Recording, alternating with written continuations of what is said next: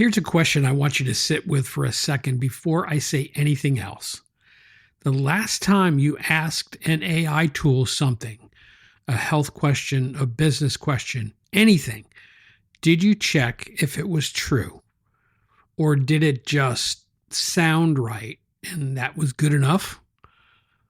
Well, that's the whole episode right there. Welcome back to Truth in a Digital World. I'm John Delaney, and today we're talking about something I think about every single day in this business. AI is optimized to sound true. It is not optimized to be true. Those are two completely different things, and most of us are treating them like they're the same.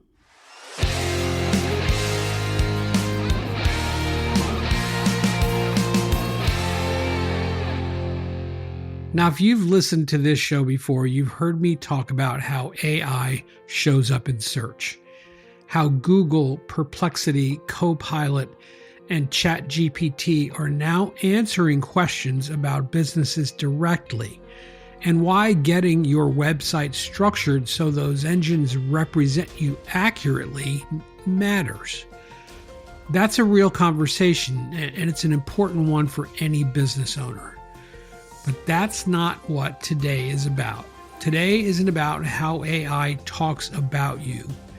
It's about how you use AI personally and in your work, and whether you should trust what it hands back to you. Here's what's happening in living rooms and home offices all over the country right now. People are asking AI real questions. Should I take this supplement? What does this contract clause mean? How should I respond to this email? Is this marketing claim accurate?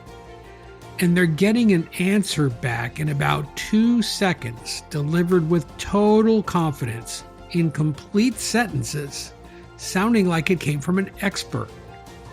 That confidence is the problem. Not because AI is lying to you on purpose. It isn't. It's because confidence was never the same thing as correctness, and AI has gotten extremely good at confidence. And here's the part that should give us all pause. The tone of the answer doesn't change based on how the model actually is. A completely fabricated statistic and a well-documented one can be delivered in the exact same calm, authoritative voice. There's no volume knob for uncertainty. That's on us to bring.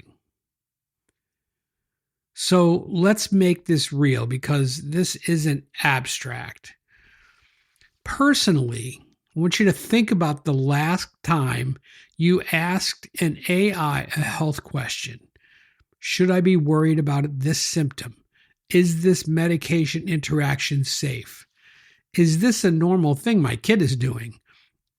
Or a financial one? Is this the right way to structure a loan?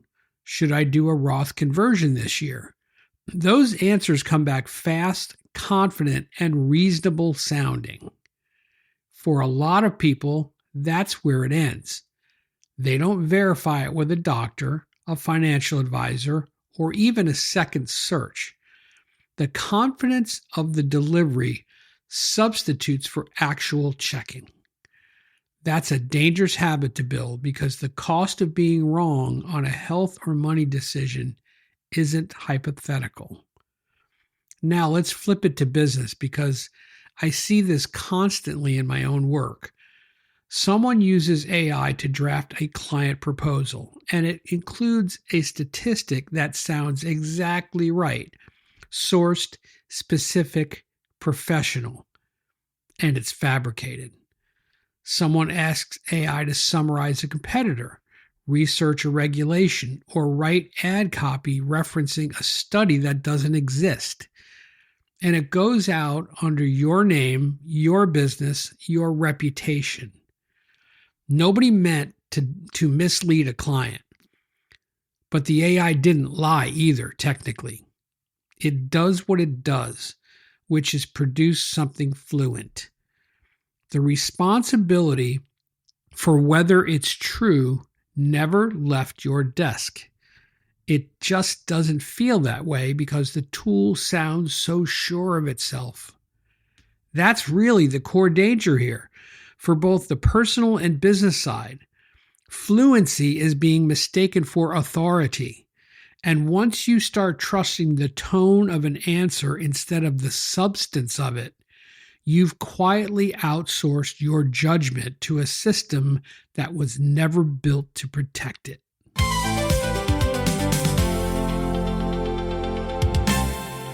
This is where I want to bring a faith anchor or a faith piece into this conversation, because I think Scripture actually nails the core issue here better than any tech article could. There's a passage in 1 Samuel 16:7 where God is telling Samuel not to judge Saul's placement, the next king, by how he looks. The line is this: the Lord does not look at things people look at. People look at outward appearance, but the Lord looks at the heart. I keep coming back to that verse this week because it's almost an exact description of the AI trust problem. Outward appearance is fluency. It's confidence. It's a well-formatted answer with the right tone and the right vocabulary. And we, like people have always done, default to judging by that outward appearance because it's fast and it's easy and it feels like enough. But what actually matters, what's actually true, lives underneath that appearance, in the substance, the sourcing, the verification, the heart of the answer, not the sound of it. I was reading a devotional recently, Cody Bobay's Soulcon Warrior 365 devotional. It's his third book in the Soulcon series. And there's an entry that stuck with me all week. The gist of it, in my own words, is this: don't spend your life managing how you're perceived. Build actual integrity instead, because you can fool people, but you can't fool what's real.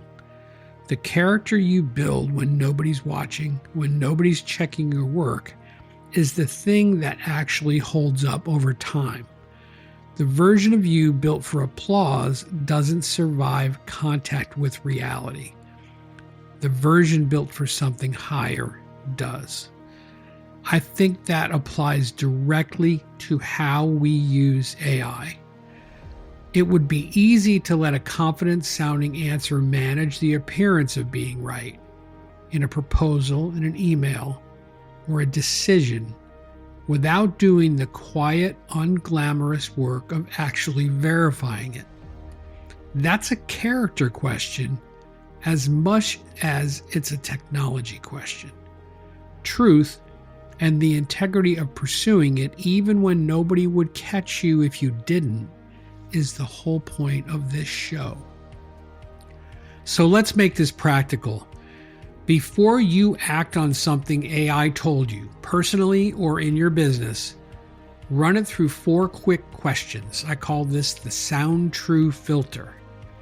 Number 1 is fluent or founded.